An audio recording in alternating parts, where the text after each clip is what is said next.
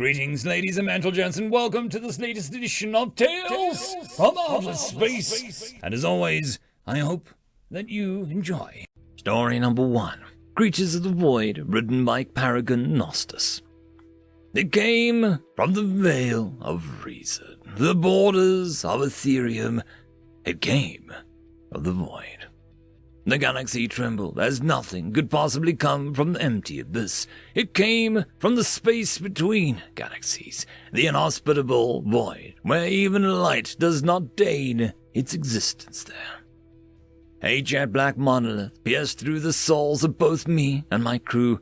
It was a gargantuan slab of despair and hopelessness. Every inch of my fur stood on end, my body readying me for a gory confrontation that I wouldn't hope to quell against an adversary emanating death itself. I could just barely contain my fear. I, a Valak, a member of the fearless warborn species, was quivering. I was almost relieved of my bowels at the sight of the gargantuan abomination.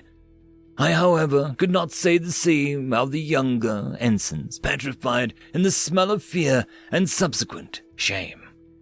My communications officer fainted. My helmsman vomited over his console, himself, and 3 nearby officers.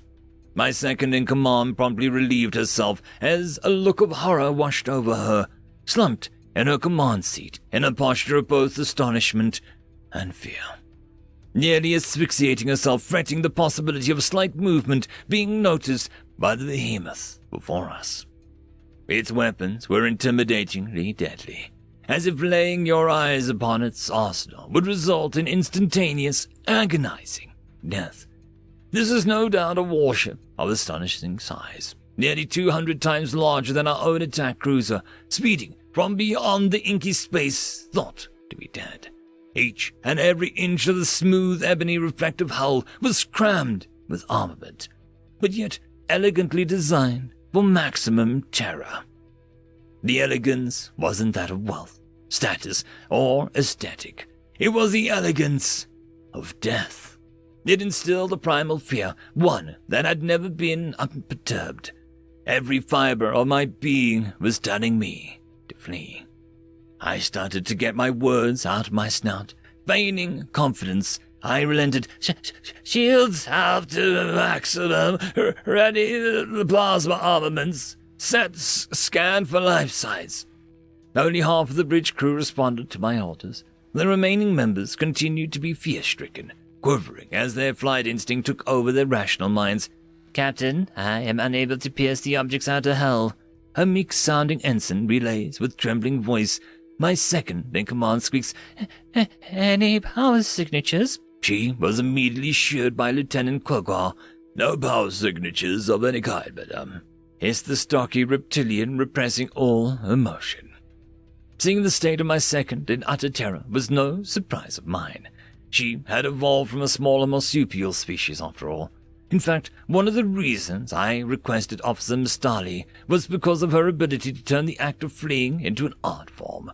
I have no doubt that if I were captured or incapacitated, she would ensure the survival of my ship and crew. Her officer's attire had unfortunately been sullied when she reacted in terror. I dismissed Mistali from duty so that she could head back to her quarters and switch uniforms and freshen up. Upon hearing my relieving her, she skidded over to the personal lift, dragging her tail behind her. With a look of embarrassment, she squealed, Yes, sir. I, however, now needed to assure the bridge crew that I had control of the situation, to reduce the fear in the room and the crew's confidence.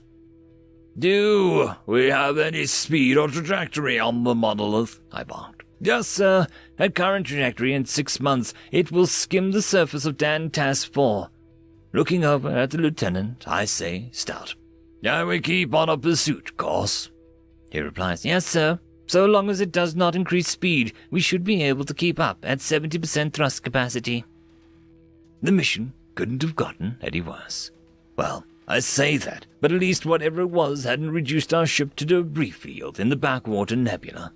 It's clear that whatever it is has not been moving under its own power, leading me to believe that it could be a derelict station or structure, however it appears undamaged. It flashed periodically with yellow beacons of unknown intent. However long it's been hurtling through starless space, it wasn't lost anymore. After bringing myself out of a deep thought, I commanded, "Keep a parallel pursuit course, just 1,500 units off the monolith's aft side. No one is to attempt to change course until I deem it so." After these orders, I could see the crew were but more sure of themselves, save the few who were still visibly shuddering. Before leaving, I stated, "Check top. You have the con," as my science officer salutes me before I take my leave. The walk down to the conference alcove was less than pleasant. I'm sure the progenitor of the gas lock will not be pleased to hear that the mysterious object will be making an orbital scene in an inhabited system. Dantas 4 was densely populated colony. If this thing so much as gets in range of an inhabited system, the progenitor council will flay me alive. The mere existence of such a terrible object coming from starless space would throw the galaxy in terror. Entire civilizations would crumble at the thought that life could exist beyond our galaxy, and the wars that would be fought for the opportunity to study this gargantuan piece of technology would cripple our galactic society. The fact that my ship is even here at all to assess the threat posed by this object is a state secret. So allowing said secrets to be aired above a Class 2 colony would mean the death of my career, and possibly myself as well. As I walked up into the conference station, I ran the secure Omni-encrypted line to the progenitor of Gaslock. After a few moments of waiting, the progenitor was before me, in his holographic greatness. He stood at a firm 7 feet tall as his tentacles lifted his bulbous clear head straight up, his many eyes twisting and twirling inside the see-through cranial case. He bubbled in his mother tongue for some time before the translators kicked in. "Speak, guileless one."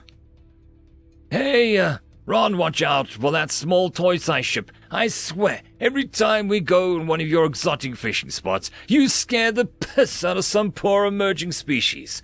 Well, what do you want me to do about it? It's not like I can put the light caliber defense turrets anywhere else. We are already coasting without power. I've done all that I can. I don't know. Just put your hazards on. Let them go around us." End of story. Story number 2. The Millennial Deal, written by Zephy Landantis. "My, have you summoned me?" The snarl was guttural, and the tone carried enough annoyance in it to be physically tangible, as the two entities stood in opposing silence in the room, one encased by a ritual outline on the floor, and the other holding an ancient tomb of rites. The demon and the human locked eyes in silence as the mist of the ritual slowly dissipated, slowly clearing the library. The human broke the silence after the room had cleared. "We had a deal." "Yes, we did," the demon interrupted him. "But you are pushing the limits, human." The two didn't move from their spots, one due to restrictions of the circle. After another bout of silence, the demon growled threateningly, "It did not involve this." "But it did." The human smiled as he pulled out the contract. "I trade the ownership of my immortal soul to you to be collected upon termination of mortal existence. In return, I can call upon your services twice per week until the trade is concluded and the contract is fulfilled." "Don't quote the deal to me, mortal!" The demon snarled as he put the tome down on the table next to it and took a menacing step towards the human. "You are going to pay for this, and I am the laughing stock of the circle." The man in the summoning circle didn't flinch. He knew that the symbols on the floor prevented all passage.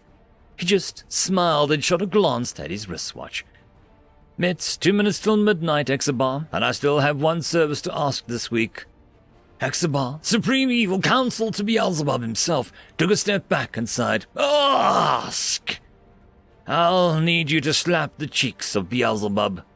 The demon froze. "I cannot hit my boss in the face. That would end my life, and with it, our deal," it pleaded. The other cheeks. I hear he's a kinky fella. The human smiled softly as Exabar realized what the likely outcome would be.